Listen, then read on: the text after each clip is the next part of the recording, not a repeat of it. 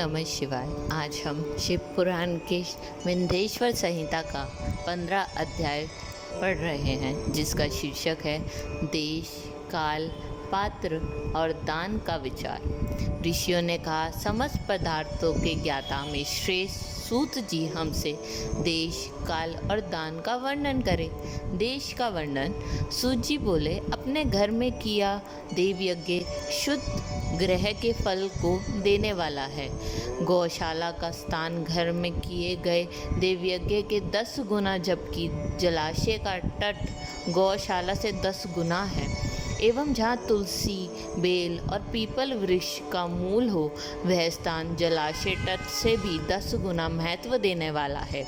देवालय उससे भी अधिक महत्व रखता है। देवालय से 10 गुना महत्व रखता है तीर्थ भूमि का तट।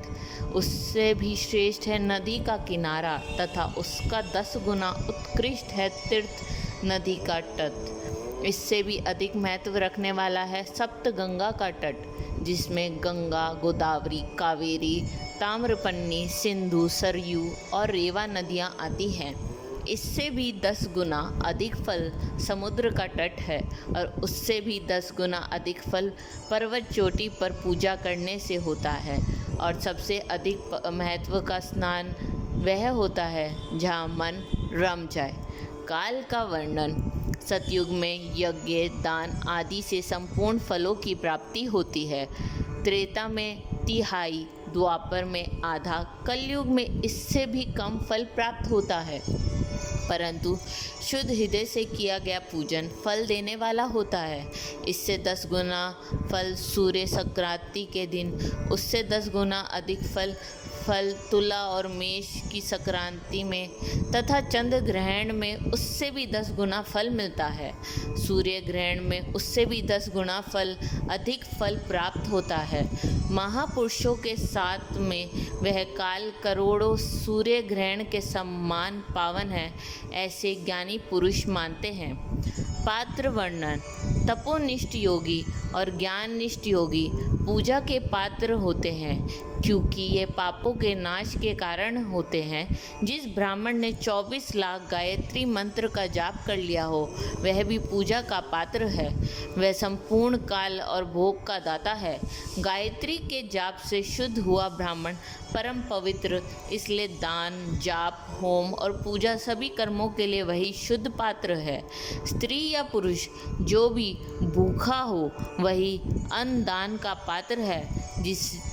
जिसे जिस वस्तु की इच्छा हो, उसे वह वस्तु बिना मांगे ही दे दी जाए, तो दाता उस दान का पूरा फल प्राप्त होता है।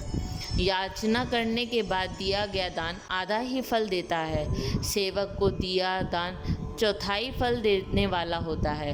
दीन ब्राह्मण को दिए गए धन का दान दाता को इस भूतल पर 10 वर्षों तक भोग प्रदान करने वाला है। वेदवत्ता को दान देने पर वह स्वर्गलोक में देवताओं के वर्ष से 10,000 वर्षों तक दिव्य भोग देने वाला है। गुरु दक्षिणा में प्राप्त धन शुद्ध ही द्रव्य कहलाता है। इसका दान संपूर्ण फल देने वाला है। क्षत्रियों का शौर्य से कमाया हुआ, वैश्यों का व्यापार से आया हुआ और शूद्र का सेवा वृत्ति से प्राप्त किया ज्ञान उत्तम द्रव्य है। दान का वर्णन। गौ, भूमि, तिल, स्वर्ण, घी, वस्त्र, धान्य, गुड़, चांदी, नमक, कोहड़ा और कन्या नामक 12 वस्तुओं का दान करना चाहिए। गौदान से सभी पापों का निवारण होता है और पुण्य कर्मों की पुष्टि होती है। भूमि का दान परलोक में आश्रम देने वाला होता है। तिल का दान बल देने वाला तथा मृत्यु का निवारक होता है। सुवर्ण का दान वीर्यदायक और घी का दान पुष्टिकारक होता है। वस्त्र का दान आयु की वृद्धि करता है। धान्य का दान करने से अन्न और धन की समृद्धि होती है। गुड़ का दान मधुर भोजन की प्राप्ति कराता है। चांदी के दान से वीर्य की वृद्धि होती है। लवण के दान से षड्रस भोजन की प्राप्ति होती है।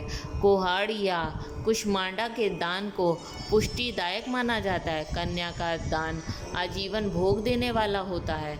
जिन वस्तुओं से श्रवण आदि इंद्रियों की तृप्ति होती है, उनका सदा दान करें। वेद और शास्त्र का गुरु मुख से ग्रहण करके कर्मों का फल अवश्य मिलता है। इसे ही उच्च कोटि की आशिकता कहते हैं। भाई बंधु अथवा राजा के भय से जो आशिकता होती है वह निम्न श्रेणी की होती है।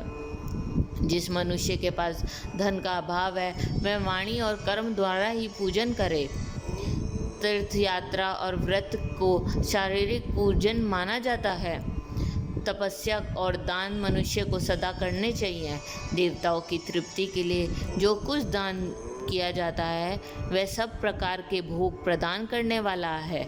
इस लोक और परलोक में उत्तम जन्म और सदा सुलभ होने वाला भोग प्राप्त होता है। ईश्वर को सब कुछ समर्पित करने एवं बुद्धि से यज्ञ व दान करने से मोक्ष की प्राप्ति होती है।